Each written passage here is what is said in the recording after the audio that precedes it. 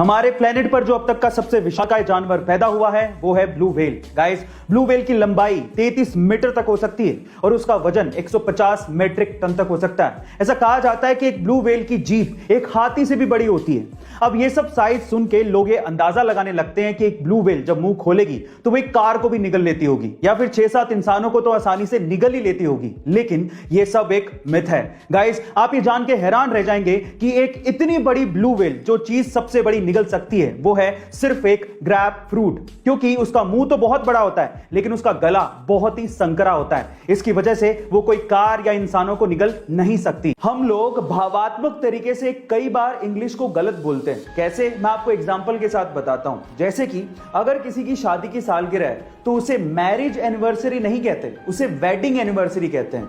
इसी तरह से अगर आप किसी चीज को फिर से इस्तेमाल कर रहे हो तो उसे सेकंड हैंड नहीं कहते, उसे यूज्ड कहते हैं। इसी तरह से अगर कोई मर जाता है तो उसे डाइड नहीं कहते, उसे पास्ड अवे कहते हैं।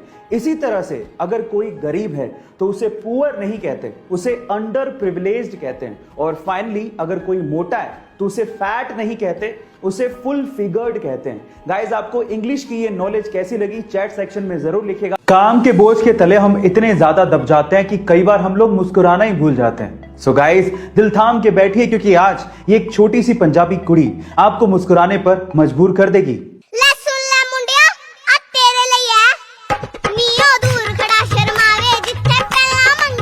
पंजाबी बोलियां सुनाती और गिद्दा पाती इस छोटी सी हूर की परी का नाम है किश्तू। ये सिर्फ 6 साल की है और सोशल मीडिया पे ये छाई हुई है अपनी क्यूटनेस की वजह से, अपनी स्माइल की वजह से और अपनी पंजाबी लहजे में सुनाई गई बोलियों की वजह से। और स्वैग तो बखरा है ही।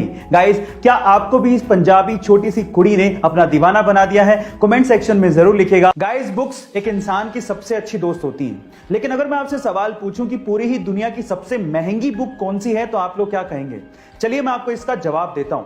उस महंगी बुक का नाम है द कोडेक्स ऑफ लिसेस्टर, जिसे बिल गेट्स ने 1994 में लगभग $30.8 मिलियन से खरीदा था, यानी कि 200 करोड़ रुपए के लगभग इसको खरीदा था। लेकिन आज के टाइम पे अगर इन्फ्लेशन जोड़ दिया जाए तो उसकी कीमत $53 मिलियन के करीब है। इस बुक को लियोनार्डो दा विंसी ने खुद ने लिखा था। गाइस, आपको ये इंफॉर्मेशन कैसी लगी चैट सेक्शन में जरूर लिखिएगा। बेचना एक आर्ट है। आप जितने अलग तरीके से अपने प्रोडक्ट का विज्ञापन करेंगे, आपका प्रोडक्ट उतनी तेजी से लोगों के दिमाग में चढ़ने लगेगा और आपकी सेल्स भी बढ़ने लगेंगी। और कुछ ऐसा ही किया रेड बुल ने। एक्चुअली हुआ कुछ यूं कि एक बार रेड बुल ने अपनी एनर्जी ड्रिंक लंदन में लॉन्च की और उसके लिए सबसे पहले उन्होंने ट्रेडिशनल विज्ञापन किए, जैसे कि टीवी और रेडियो पे ऐड देना, लेकिन उसका लोगों के दिमाग पे कोई फर्क नहीं पड़ रहा था और सेल्स भी नहीं बढ़ रहे थे। फिर रेड बुल वालों ने लगाया दिमाग। उन्होंने रेड बुल के खाली केन्स लिए और लंदन की सड़कों पे और डस्टबिन में डलवा दिए। अब जैसे लोग बाहर निकले और उन्होंने वो केन्स देखे तो लोगों को लगा कि ये ड्रिंक बहुत बिकती है और उसके बाद उन्होंने रेड बुल को खरीदना शुरू किया और पीना शुरू कर दिया, जिससे रेड बुल की सेल्स अचानक से बढ़ गई। गाइस, कितना गजब का दिमाग लगाया ना। आपको ये आइडिया कैसा लगा चैट सेक्शन में जरूर लिखिएगा।